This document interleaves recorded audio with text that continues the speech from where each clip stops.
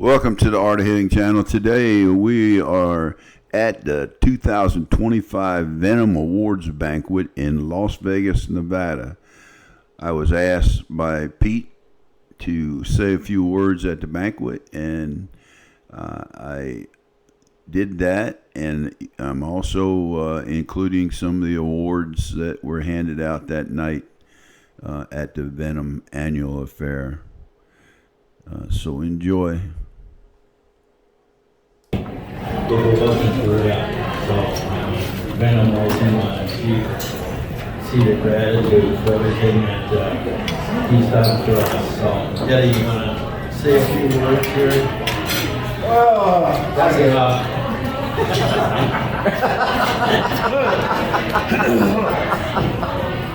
Yeah, well, Pete said, he called me and said, we want you to say a few words. He said, what I wanted to speak about. Usually they give me an objective. First day of my new term. Let's get started here. And I wrote, well, we'll get to that later. What I want to say first of all is, it's an honor to stand here tonight with this incredible group of men. For the past 8 years, I've had the privilege, truly a privilege. Put the mic closer to Get a little further.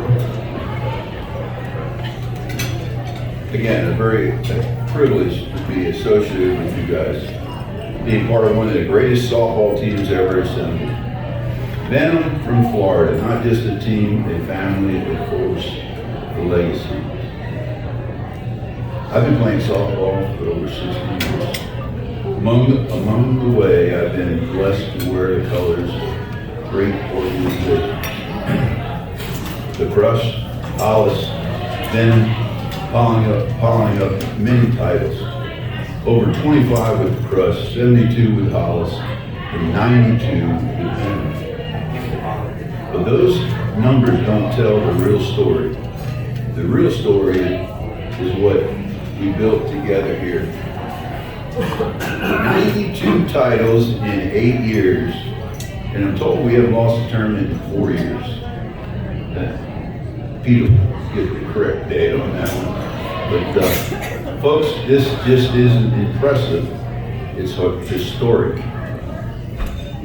And we did it at the top level, taking on major plus competition, and many times choosing to play up rather than enter a 75 tournament. Sometimes it was no choice. That's how dominant, how fearless this group of men were. And I know that a lot of you were there, or some of you were there, and all the new ones that come on board. When you're invited on Venom, you're a good player. But time just doesn't stand still. No matter who you are, your time in the age bracket runs out. I decided to move on in the 80s division with the Mavericks out of Texas, another strong first-class program. Leaving the Venom feels like leaving family. It's really tough, as some of you guys know, but when you move on from a team, it's the guys in this, you know, and that's tough to deal with. But time, I lost my track. You gotta make room for the next man that can run, throw, and bring, other than just what I call a one-trick pony. So I moved on. Like many of us, I faced some personal challenges these past few years, cancer surgery, and the reality that comes with getting old. But tonight isn't about me, it's about you, the men who carry the torch. To me, Venom is the gold standard. Pete has fueled the mission, Coach Cliff has shaped the culture, preparation, accountability, and class. Whatever the structure is this year, the values don't change. Respect the standard, respect one another, winning takes care of itself. I'll carry the memories forever. The dugout laughs, the hard-fought games, the big hits, the friendships that mean more than any trophy. You've been some of the best teammates I ever had. Thank you for your brotherhood, the hustle, and the heart. Now this last part I'm going to change a little bit. I was going to give you a pep talk about winning. And I said, leave it on the field, leave nothing behind. Play for the man next to you and keep writing an unbelievable story. And why is this thing breaking up on me all the time? Speaking about a story, now you just got to change the story a little bit. And what I say to you, the run is over, but then it's time to start another one. And, you know, we feel bad tonight, losing. But the way I look at it, what about them guys that lost for 7 years in a row? They're feeling great. That's good for them. But this team right here, when I looked at you on the field, I thought you guys, you only lost by 1 or 2 runs. You guys are as good as they are. They just had a better day. So, you know, you're in a great organization. I guess the bottom line here is you're in a great organization. Doesn't get much better than this. And do it next year.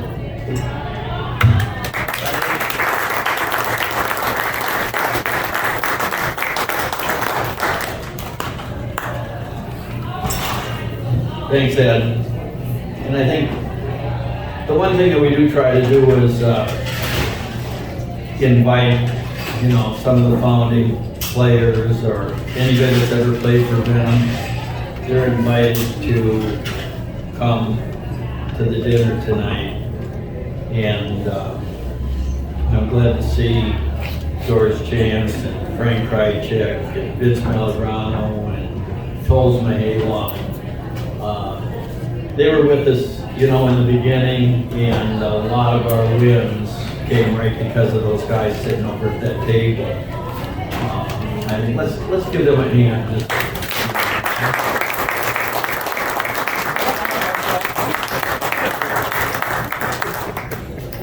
You know,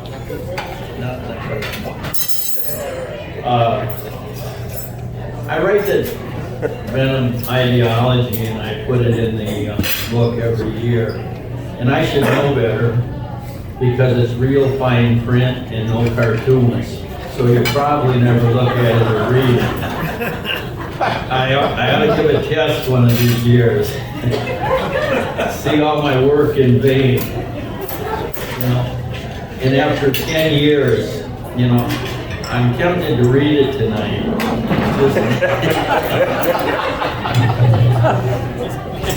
I update it every year, and it kind of summarizes really a lot about Venom and what we're about. You know, it's not just a ball.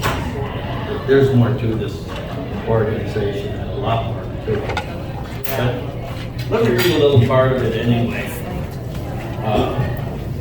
And I know I didn't get any fancy education or anything like that. You know, I think prior to getting kicked out of college, I must have been sitting outside of the door of an auditorium, and I remember a speech that one guy was giving. The only part I remember, you know, it's going to help tonight. The mind can only absorb as much as the ass can endure. And so, as we get older, we can endure less and less, and we absorb less and less. So I'm going to go through this. The Venom organization is more than an assemblage of great ball players entering the late innings of their stellar softball careers. The Venom organization is a consortium, a brotherhood of aging, experienced softball players whose skills and talents might have slightly waned over the many years of competitive play, but whose desire to compete at the highest level and be number one is still a prevalent part of their lives. Each Venom player has earned the right to exit with grace, dignity, and pride from the game they love, a game that has been an integral part of their lives and that of their families. Their exemplary behavior and play have shined both on and off the fields. The driving desire to be number one and victorious is as important today as it was the first day they stepped foot on a softball field. Years of experience, expertise, and talent grace the entire Venom roster. Each Venom player is ingrained with the dedication and self-sacrifice that comes from years of top-level, unselfish play. Talented team players seek each other out. Together, rise to the top, a prime example of synergy. Venom wins as a team and loses as a team. Team camaraderie is the catalyst for which this great group of players is the motivating factor behind the team's success.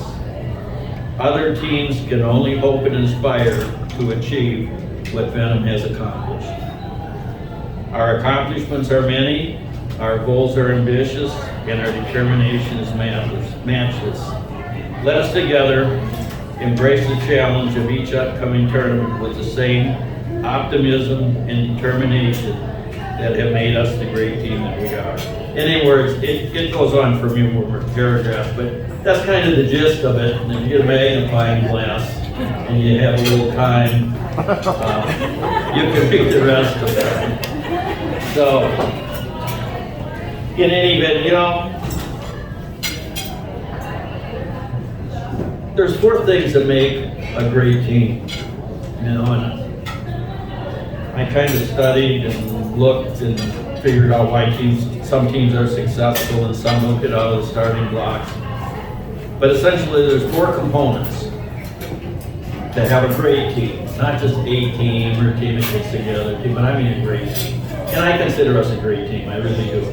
You know, after 10 years, we can take a pat on the back. But the 4 components that I see that are absolutely necessary is, the first thing is you need money. You know, you might as well get the elephant out of the room, you know, because without it, you know,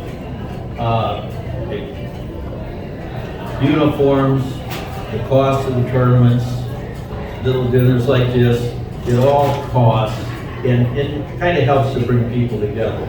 So budgeting and having the money to sponsor the team or having good sponsors is critical. The second thing is management. You know, you need good management. And typically, managers shouldn't play, players shouldn't manage. They're separate. And we were blessed to have Cliff Stratton run this team for 10 years, and he's got a few health issues and that, but Cliff still does the books, he still participates in the local tournaments, and is responsible for Venom and where we are today. And Marty's been with us for 10 years. He drives down from Phoenix. He gets up at 3 o'clock in the morning to get shuttled to the airport and flies to keep the books and help the team at the Eastern Nationals. I mean, he does things that most players don't do. So I mean, between Marty and Cliff, they've done a fantastic job. And then we have our base coaches and things like that. It's kind of a set, but money, management, and then talented team players. You know, you gotta have the players, and you gotta have the right players in the right position.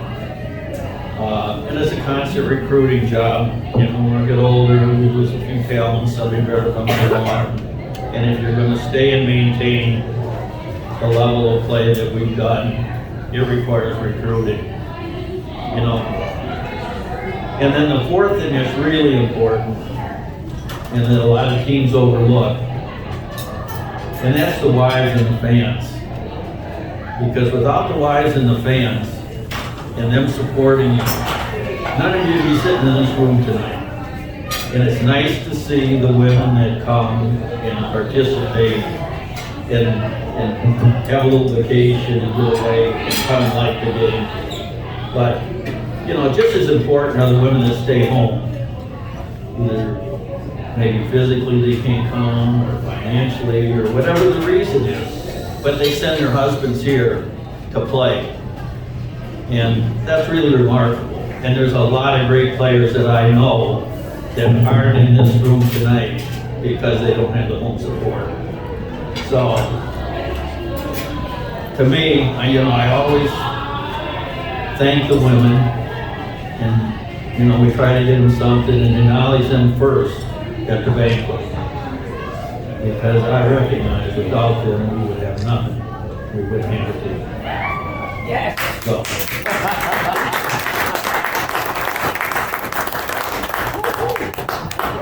And that sounds nice about being first, but you really want to know the reason? 4 years ago in St. George, we had a 70 and a 75, a lot of stuff going on. And we had our banquet overlooking the city, and they came through all this.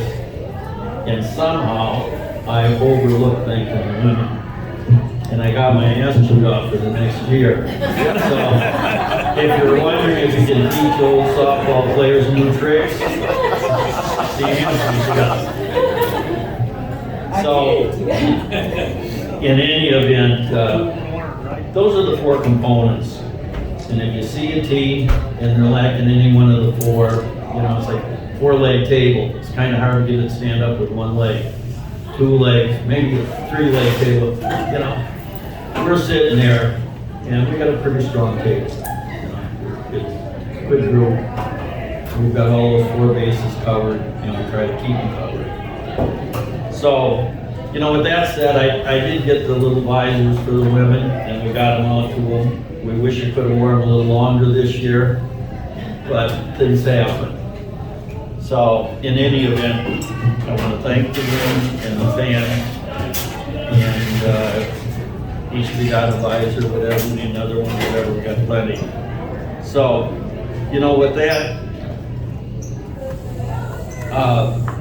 we had 3 of our players go into the Hall of Fame. And that's really a, you know, remarkable achievement. Very few teams have ever had 3 players go in a single event.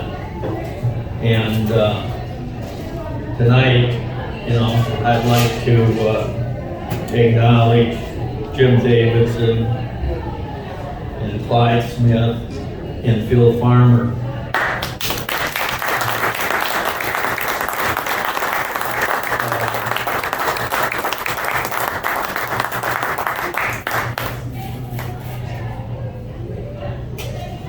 If the 3 of them want to come up this year, we got the awards, MVP, Hall of Fame 2025. If they want to say a few words, you know, just kind of keep it down because we're getting a little, you know, it's getting a little long, and don't mention my name. Sure.